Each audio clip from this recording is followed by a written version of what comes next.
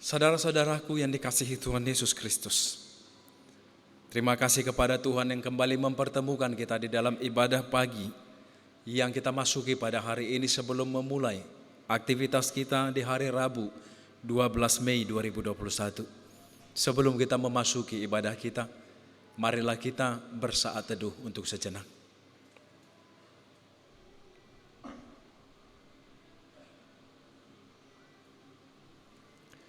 Bapak, Ibu, Saudara-saudariku yang dikasihi Tuhan Yesus Kristus, marilah kita bernyanyi dari buku NDHKBP nomor 109 ayat yang pertama.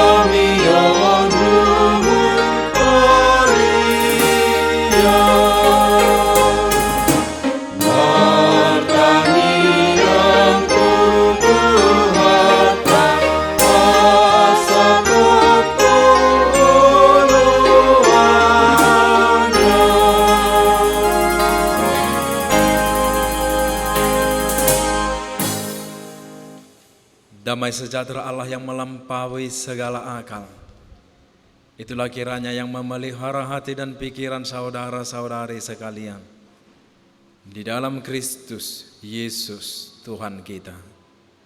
Amin.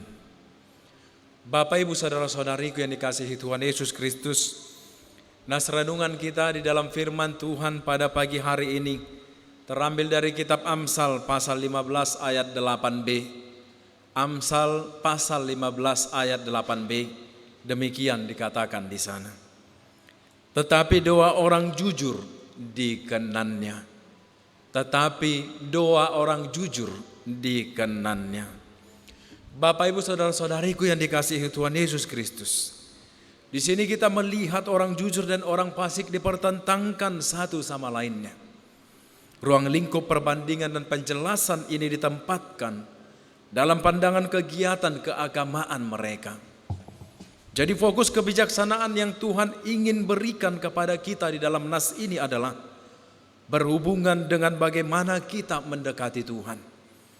Mari kita lihat Bapak, Ibu, Saudara-saudari, dan mari kita perhatikan apa yang bisa kita pelajari dalam nas ini.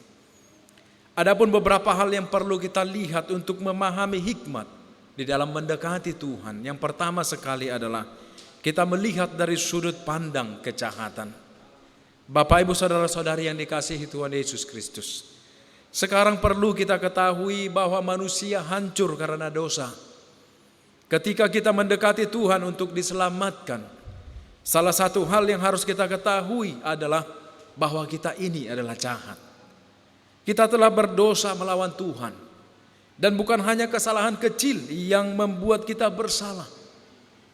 10 perintah saja akan menghukum kita atas hal-hal seperti perzinahan, penghujatan, pembunuhan, kebohongan, iri hati, dengki, dan lain-lainnya yang selalu merasuki kehidupan kita.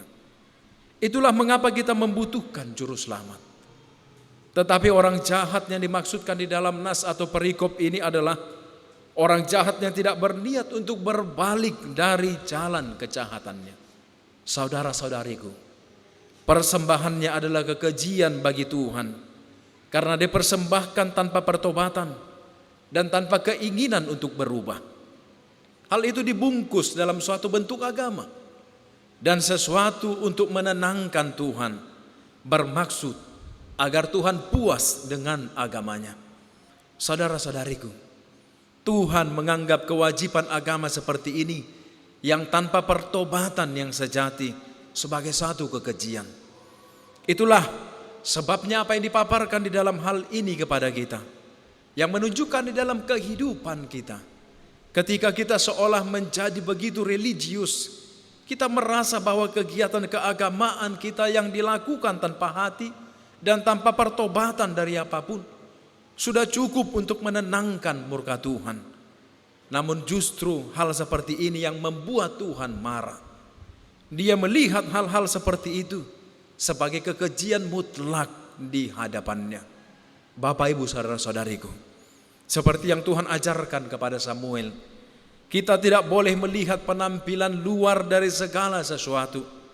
Manusia menilai seperti itu, tetapi Tuhan menilai dari apa yang ada di dalam hatinya.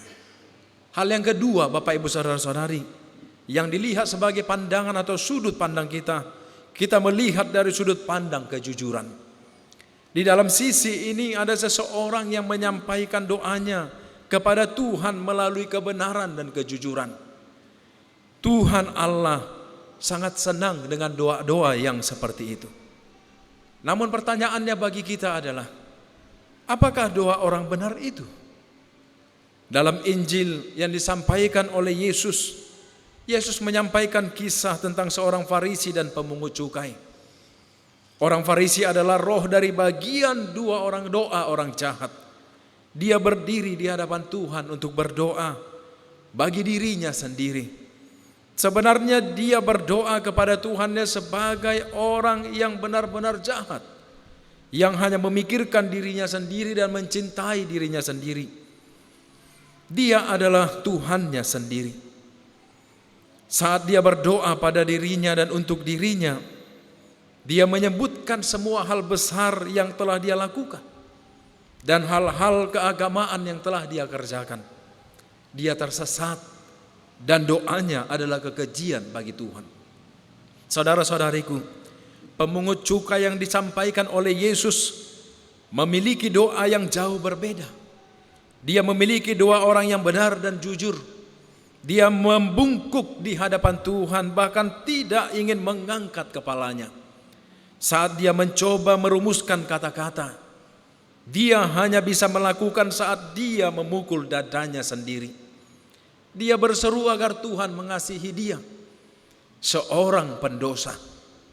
Yesus menunjukkan kepada kita bahwa orang ini adalah orang yang memiliki doa orang jujur di mulut dan di hatinya. Bapak, Ibu, saudara-saudariku yang dikasihi Tuhan Yesus Kristus, bukan orang berdoa yang dikatakan sebagai orang yang lurus, melainkan karena ada sesuatu di dalam dirinya yang membuat doanya menjadi lurus. Sifat doa itulah yang membuat orang itu menjadi lurus. Ada kehancuran di dalam doa yang seperti ini, lalu kemudian berbalik dari dosa, datang kepada Tuhan di dalam keadaan kosong dan tanpa harapan. Dia tidak mempermainkan agama. Dia menangis memohon bantuan dan harapan dari Tuhan. Dia tidak berpura-pura untuk berdoa saat dia memuji dirinya sendiri atas beberapa banyak hal yang baik yang telah dia lakukan. Dia berdoa agar seseorang bisa membuatnya menjadi baik. Saudara-saudaraku yang dikasihi Tuhan Yesus Kristus, Tuhan senang dengan doa orang yang ingin jujur dan benar. Tuhan selalu mendengar doa seperti itu, panggilan yang seperti itu. Ketika dia mendengar, dia akan menjawab, dan dia senang melakukannya setiap saat di dalam kehidupan kita. Itulah sebabnya orang yang benar-benar bijak akan berhati-hati agar ketaatan beragamanya selalu dilakukan dengan hati untuk mengenal dan untuk mencintai Tuhan. Amin. Marilah kita bernyanyi dari buku NDHKBP nomor 487 ayat yang ketiga.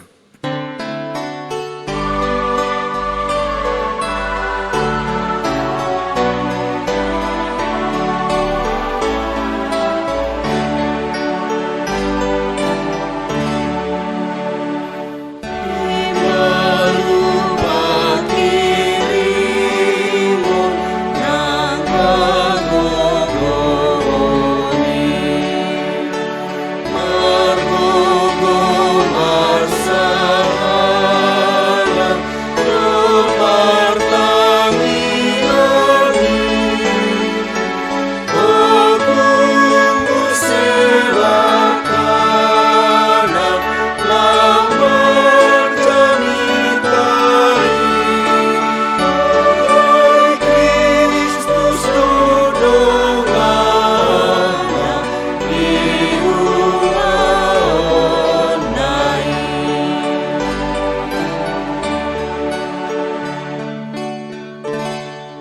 Marilah kita bersatu di dalam doa.